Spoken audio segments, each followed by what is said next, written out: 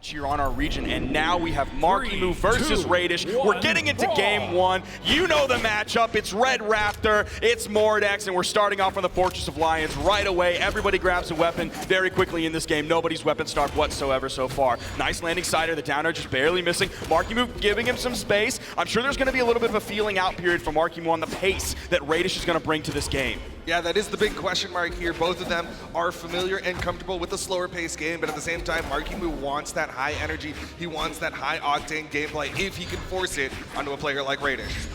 There's the neutral light, instantly punished. Again, Marckiemoo giving him plenty of space, so if Raydish wants to throw those out, Marckiemoo's going to be far enough away where he doesn't get hit by the weapon, but he's close enough to dash back in. Bird comes out, that's going to be a miss right there. No breadcrumbs for him on this one. Even so, Marckiemoo not really able to get a big punish on it. But that's kind of the unfortunate side of a weapon like Scythe and Gauntlets is you're usually looking for a read after it, so you're only getting one soft hit.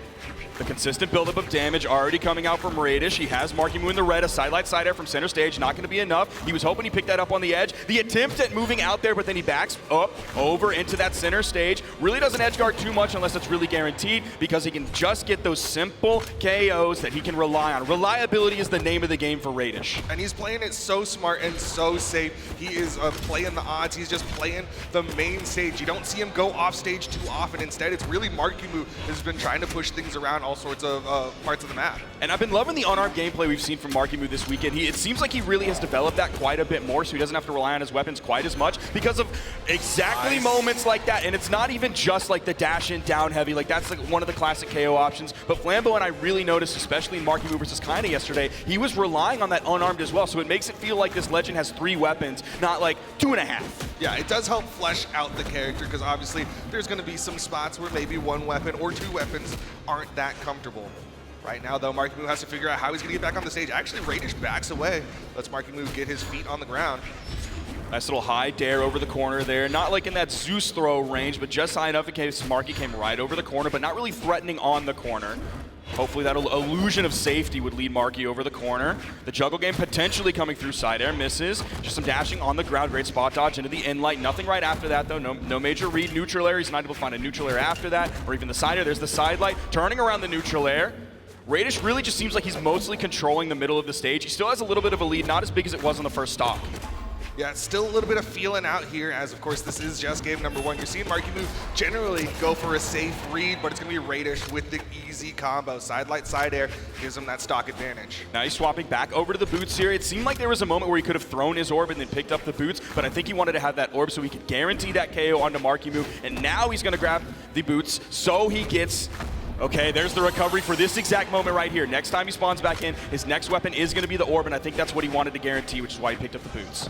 Interesting, on Marckiemoo's side, he's opting to stick with the gauntlets. Generally in this position, he wants that side, he wants that quick damage, especially against someone who's going to be coming in unarmed, but maybe he just respects Raydish's orb that much that he wants to go to the gauntlets already. We've definitely seen Marckiemoo this weekend going back and forth between focusing on the 2 weapons. He's had his Scythe games, he's had his Gauntlet games, and he's had games that involved a lot of unarmed as well. So it doesn't seem like he's coming in with a one-track mind or anything like that, even though most of people's Marckiemoo memories come from the Scythe. Right now might be wanting a Scythe as he's trying to get back over the corner, comes up, gets that neutral air.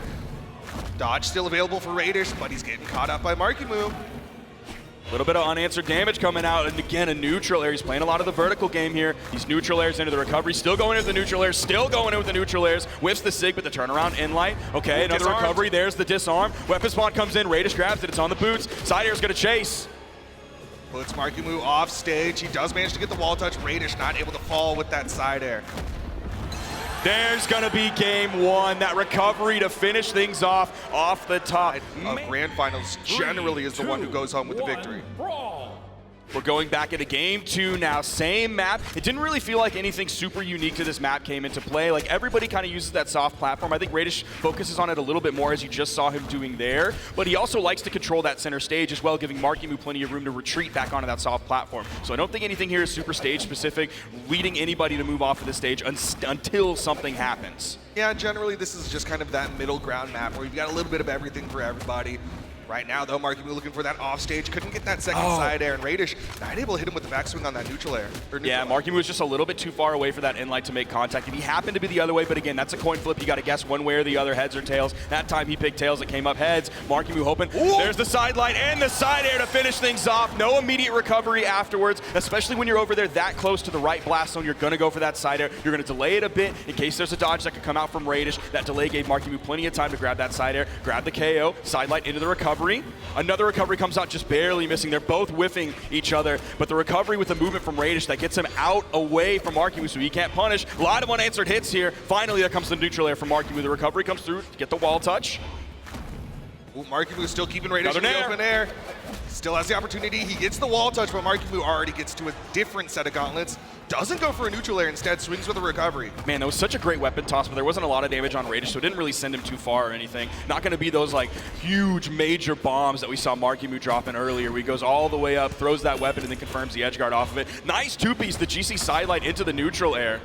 Yeah, he was looking for that extension, recognized Marckiemoo not too damaged to go straight for the side light side air, so he wanted that extra hit of the neutral air, but he couldn't get that follow-up for the KO. Babysitting him back to stage in case Marckiemoo recovers high. He's not going to chase off of this one, uses the stronger one. There's that really high weapon toss again that we saw earlier. There was a great dodge from Marckiemoo. He's unarmed, moves all the way to the left side of the stage, far away. The double spot dodge right on top of each other. The tension in this game, you could cut it with a knife.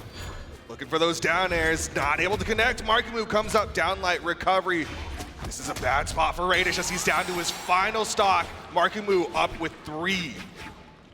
Marckiemoo has choice of weapons. He's going to do the delay throw up. That might have messed him up there just a little bit. No KO immediately coming out for Raydish. He's setting up for the potential edge guard. There's the weapon toss, goes back, grabs the orb. A simple side light side air. No, he really focusing on the weapon-starving game here. Another weapon toss. I think he wanted that to miss so he could pick up the weapon right away rather than re-grabbing the boots. Still, he's not really finding any hits. He's doing a great job starving weapons from Marckiemoo, but it looks like Marckiemoo totally fine with that starvation. Now, Raydish has his opportunity to delay the next weapon spawn. Marckiemoo coming in with a fresh stock. Yeah, I think the Marckiemoo movement was just a little bit too tricky for Raydish to set up the classic side light side air punish on the landing that we're used to seeing. Starting to look for some juggles here. Just able to hit with the down air, neutral air. That was a dodge, but he's not able to get the recovery afterwards. It is wild that Marckiemoo's almost a full stock up, but it really doesn't feel. Like, the vibes of the match do not feel like Marckiemoo is one stock up. And he's not even playing like he's one stock up. Great neutral air, goes for the GCD light. Still gets the wall touch. Marckiemoo comes back up safely. He's got the stage control. Retreating back all the way over to the left side. All of the movement from that recovery. He covered like 40% of the stage. Yeah, almost felt like a 2v2 situation where he's just trying to survive, trying to get away as far as possible. That was a solid inlight. I don't think he could go for the side light there. I think Marckiemoo was a little bit too stacked, probably low enough after that spot dodge. Man, this is getting really scary. I don't think he can take another recovery. Yeah, that exhausted recovery almost did it. They were so high in the sky. Raydish is going to start looking for that down air, but instead gets a down light. D-light? I think he maybe thought he was in the air. I don't know where the D-light would have hit. And Marckiemoo, he's continuing this momentum, nodding his head, knowing he's got it. Or down air as his spacing tool, and has just not been able to do that against Marckiemoo. Now here we are, game number 3.